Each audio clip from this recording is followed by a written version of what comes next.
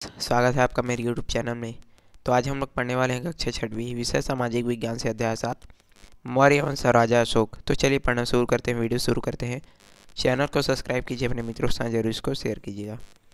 तो चलिए पढ़ते हैं पाठ। तो यह चक्र लिया गया है सारनाथ स्तंभ से, जिसे मौर्य वंश के प्रसिद्ध राजा अशोक ने बनवाया था। तो ये जो चक्र है, कौन सा वाला, ये वाला जो चक्र है, उसको किसने बनवाया था? मौर्य वंश के प्रसिद्ध राजा अशोक ने इसको बनवाया था, इसका निर्माण किया गया था। और इस चक्र को कहाँ से लिया गया है? सारनाथ स्तंभ से लिया गया है। इसके निर्माता हैं मौर्य वंश के प्रसिद्ध राजा अशोक। तो चलिए आगे बढ़ते हैं। आमतौर पर इतिहास में उन राजाओं को महत्व मिलता है जिन्होंने बड़े बड़े युद्ध जीते हैं। सभी लोग जानते हैं कि उन राजाओं को जो है बहुत अधिक महत्व दिया जाता है जिसने क्या किया है, बहुत बड़े बड़े युद्ध को जीता है, या फिर जिसके पास क्या था, बहुत अधिक क्या था, साम्राज्य था। तो उसी को जो है बहुत अधिक क्या दिया जाता है, महत्व दिया जाता है। किसमें? इतिहास में हमको देखने को मिल जाता है। लेकिन अशोक की बात सबसे अलग है, क्योंकि उसने युद्ध की जगह धर्म के रास्ते पर चलकर लोगों के दिलों में जीता। तो ये जो राजा अशोक थे, उसकी बात जो है सब राजाओं से बिल्कुल अलग थी, हट करके थी। कैसी? क्योंकि उसने युद्ध वगैरह तो किया नहीं, लेकिन उसने धर्म के रास्ते पर चल करके अपनी क्या बनाई, अपना जो नाम है वो लोगों के बीच में लाया था, और लोगों के उसके दिलों को भी उन्होंने जीत लिया था। दया, प्रेम और करुणा अपने शासन का आधार बनाया। तो ये जो राजा अशोक थे, सबसे दया, प्रेम और करुणा, इन सभी चीज़ों से वो जो है अपना राज्य चलाते और लोगों को दिलों को जो है जीत चुके थे। चलिए आगे बढ़ते हैं। अब आता है अशोक चक्र में कितनी धारियाँ हैं। तो चलिए देखते हैं। तो हम राजा अशोक के बारे में बहुत सी बातें करेंगे। तो इस पार्ट में हम पूरी के पूरी किसके बारे में पढ़ने वाले हैं? राजा अशोक के बारे में जो है बात करने वाले हैं। तो इससे इस पार्ट के अंत तक आपको पूरी तरह समझ आ जाएगा कि राजा अशोक कौन थे, और उसके जीवन के बारे में हम सब कुछ इस पार्ट के अंतर्गत जो है पढ़ने वाले हैं। तो बहुत अच्छा पार्ट है, मज़ा आने वाला है। लेकिन पहले चर्चा करते हैं चंद्रगुप्त मौर्य और बिंदुसार की, जो मौर्य वंश में अशोक से पहले आए हुए थे। तो अशोक, जो राजा अशोक थे, उससे पहले कौन आए हुए थे? चंद्रगुप्त मौर्य और बिंदुसार, जो कि मौर्य वंश के ही थे, और जो कि राजा अशोक से जो है पहले आए हुए थे। यानी कि पहले उन्होंने राज किया। किससे पहले? अशोक से पहले। राजा अशोक से पहले उन्होंने क्या किया था? राज किया था। अशोक के दादा चंद्रगुप्त मौर्य बहुत वीर और साहसी थे। तो जो चंद्रगुप्त मौर्य थे वो कौन थे? राजा अशोक के दादाजी थे, जो कैसे थे? बहुत ही वीर और साहसी थे। चलिए क्या बोला गया है कि जो चंद्रगुप्त मौर्य थे वो कौन थे? राजा अशोक के दादाजी थे, जो बहुत क्या थे? वीर और साहसी थे। चाणक्य नाम के एक बुद्धिमान पंडित की मदद से चंद्रगुप्त ने मगध के राजा घनानंद को जो है हरा दिया। तो एक चाणक्य नाम का क्या था? पंडित था। उसकी मदद से किसने? जो चंद्रगुप्त मौर्य था, उसने मगध के जो राजा थे धनानंद, उसको क्या कर दिया था? पराजित कर दिया था। तो सभी लोग जो है इसको जानते होंगे, चाणक्य। और इन्होंने बहुत सारे क्या दिया था? नियम नीति वगैरह दिया था। चाणक्य नीति के नाम से इसको हम जानते हैं। उत्तर और पश्चिम के कई हिस्सों को जीतने के अलावा उसने सिकंदर के सेनापति सेल्यूकस को भी हराकर यूनानी राजाओं के आगे बढ़ना रोक दिया था। तो ये जो राजा कौन थे? चंद्रगुप्त मौर्य। उसने उत्तर से पश्चिम के कई हिस्सों को भी क्या किया था? जीत लिया था। और साथ ही साथ इन्होंने सिकंदर के कौन से सेनापति? सेल्यूकस, उसको भी हरा करके जितने भी यूनानी राजा थे उनको आगे बढ़ने से इन्होंने क्या कर दिया था? रोक दिया था। बाद में सेल्यूकस ने चंद्रगुप्त से क्या कर लिया? मित्रता कर ली, और मेगस्थनीज नाम का जो राजदूत है उसको उसके पास भेज दिया था। तो बाद में क्या होता है, एक सेल्यूकस यानी कि जो सिकंदर का सेनापति था, उसने चंद्रगुप्त मौर्य से क्या कर लेता है? मित्रता कर लेता है, दोस्ती कर लेता है, और बाद में वो जो है उसके पास एक राजदूत उसको भेज देता है।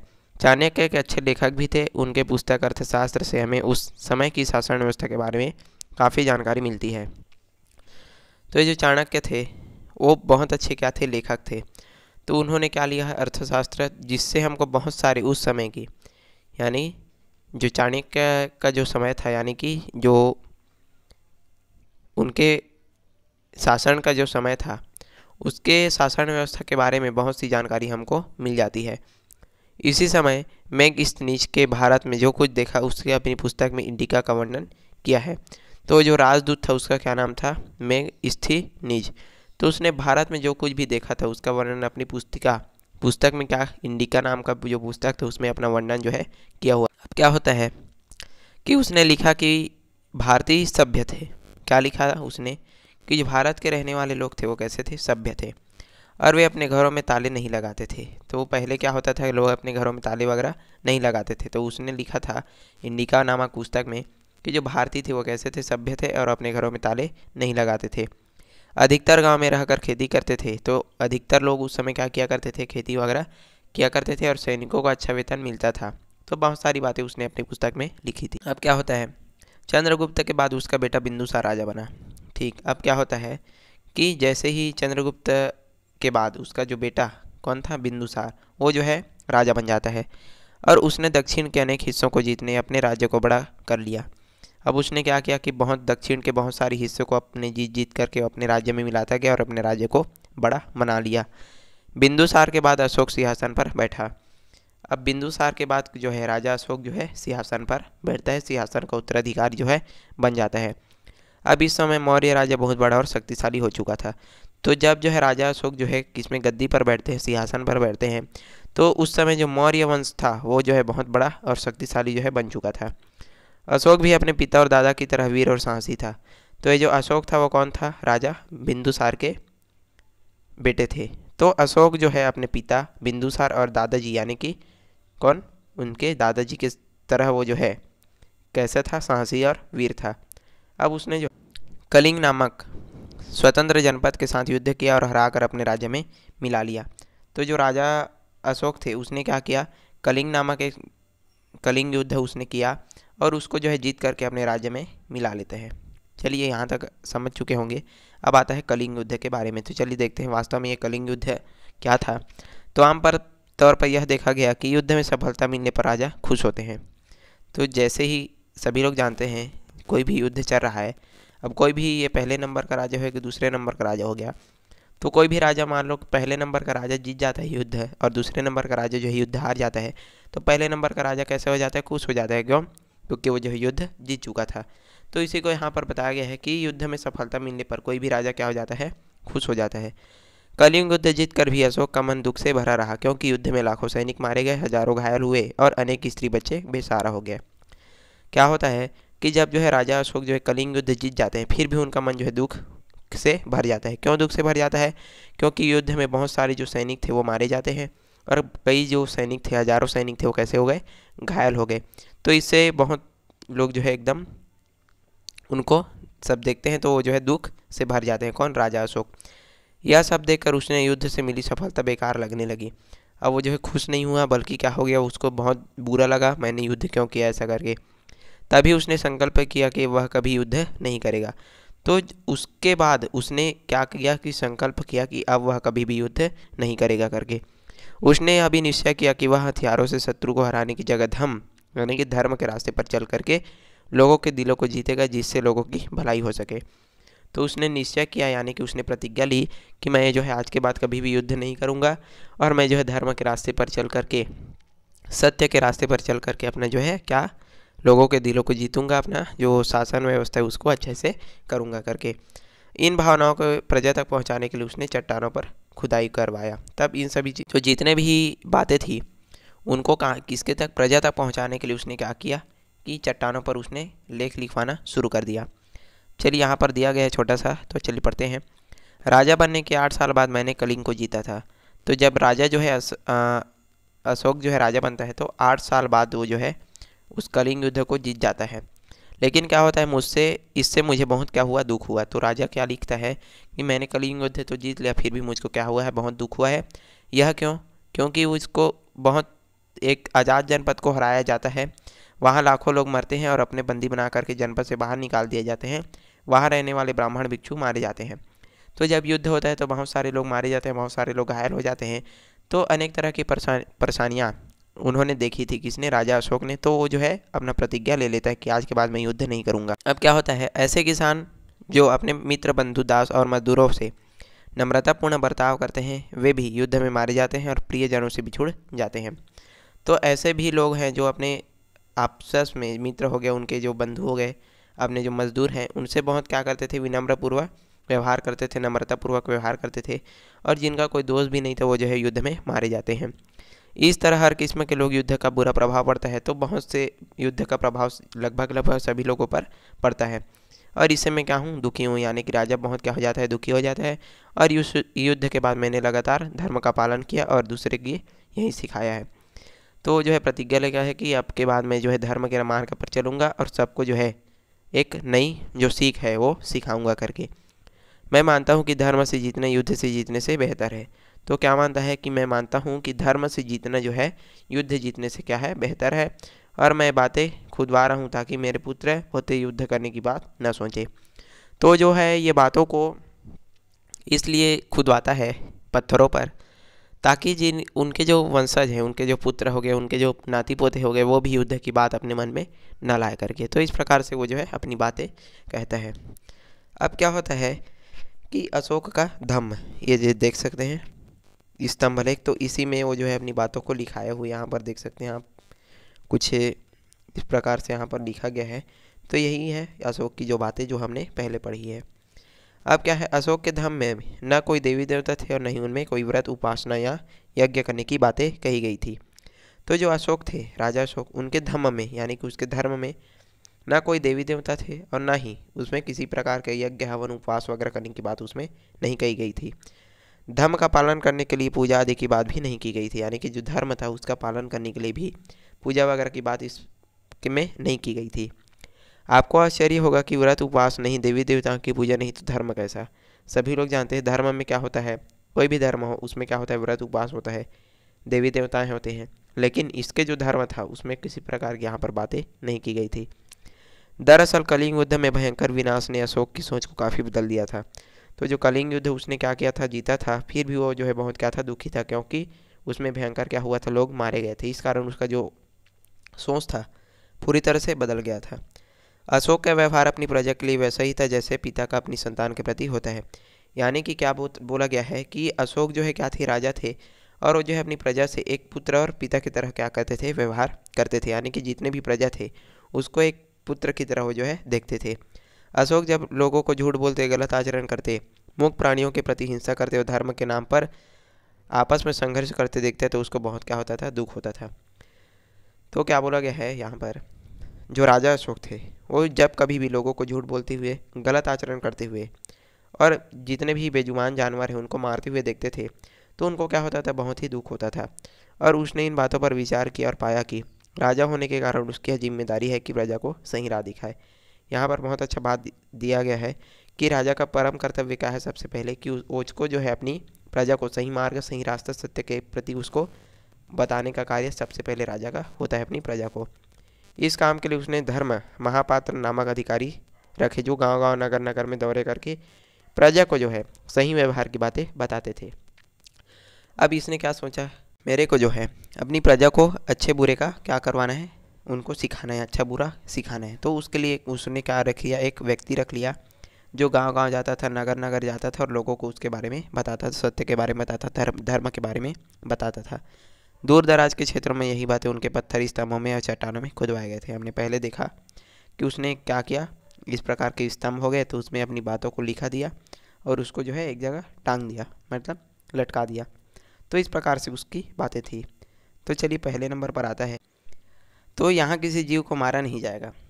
जब जो है राजा अशोक का जीवन मतलब शासनकाल था तो उसमें क्या लिखाया गया था कि यहाँ किसी भी जीव को नहीं मारा जाएगा, उसकी बलि नहीं चढ़ाई जाएगी।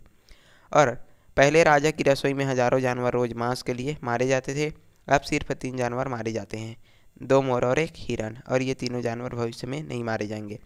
तो पहले जो है राजा के खाने में क्या माने जाते थे, हजारों जो जानवर थे वो मारे जाते थे, लेकिन अब सिर्फ 3 ही जानवर मारे जाएंगे। अब उसके बाद 3 से घट करके जो है टोटली इसको बंद कर दिया गया कि अब किसी प्रकार का कोई भी जानवर खाने में नहीं मारे जाएंगे। ऐसा करके अपने माता और पिता की आज्ञा मानना अच्छा है, मित्र संबंधी और श्रमणों के प्रति उदार भाव रखना अच्छा है, थोड़ा सा व्यय और थोड़ा संचय करना अच्छा है। पर बोला गया है कि अपने माता पिता को उनकी जो आज्ञा है उसको मानना क्या है, बहुत ही अच्छा है, बहुत ही अच्छा नहीं, बहुत ही बेहतर है।